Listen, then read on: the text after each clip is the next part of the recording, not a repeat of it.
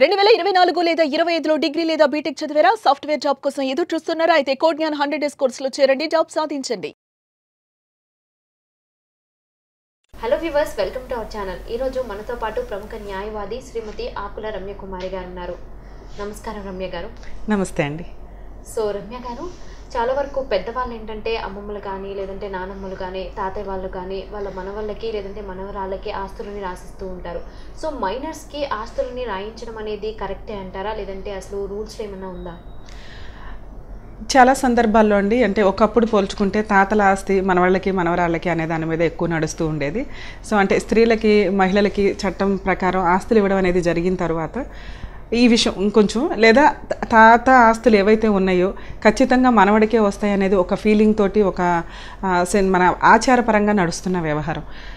అమ్మమ్మలు కానీ తాతయ్యలు కానీ లేదా నానమ్మలు కానీ ఎవరైనా కూడా ఆస్తులు ఒకవేళ మనవడికి కానీ మనవరాళ్ళకి కానీ రాయాలి అనుకుంటే చాలా సందర్భాల్లో ఎక్కువ ఆస్తులు ఉన్నప్పుడు వాళ్ళకి గుర్తుగా మనవాళ్ళు మనవరాళ్ళు అయితే ఇంకా బాగా హ్యాపీగా ఉంటారన్న ఉద్దేశంతో రాయడం జరుగుతుంది.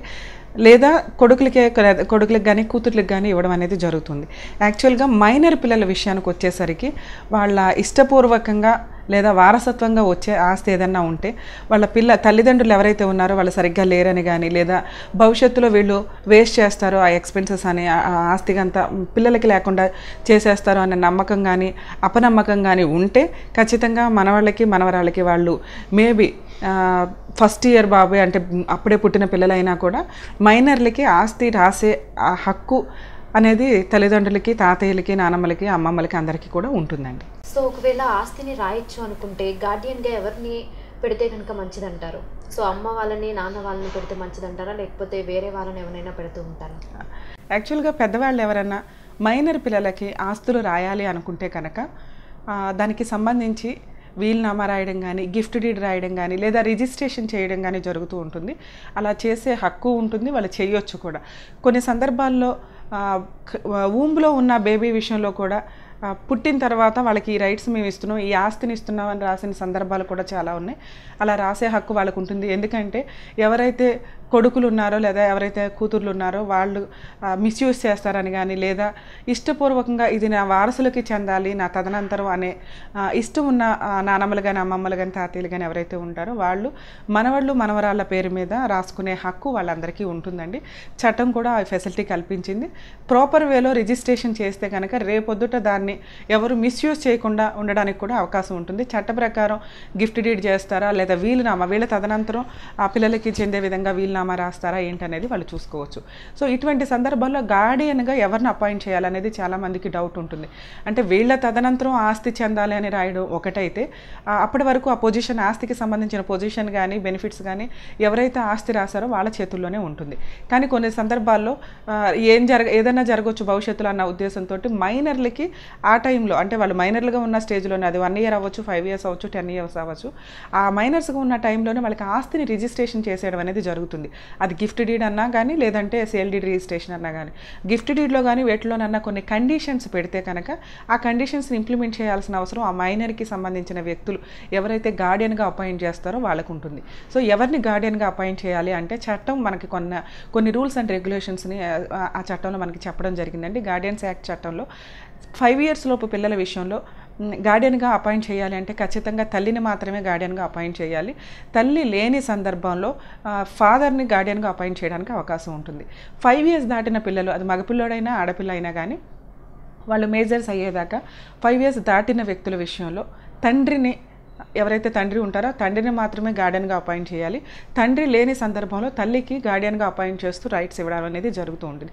బయట వ్యక్తుల్ని గార్డియన్గా అపాయింట్ చేయాలి అంటే కనుక ఖచ్చితంగా దానికి సంబంధించి కోర్టు డైరెక్షన్స్ తీసుకోవాల్సి ఉంటుంది. లేదా గార్డియన్కి కొన్ని బాధ్యతలు అనేది ఇవ్వడం జరుగుతుంది. తల్లిదండ్రులు లేని వ్యక్తులకు మాత్రమే గార్డియన్గా బయట వ్యక్తులను అంటే మేనమామని కానీ పిన్నిని కానీ లేదా మేనత్తని కానీ ఇటు బాబాయిని కానీ ఎవరినైనా గార్డియన్గా అపాయింట్ చేయడం అనేది జరుగుతూ ఉంటుంది.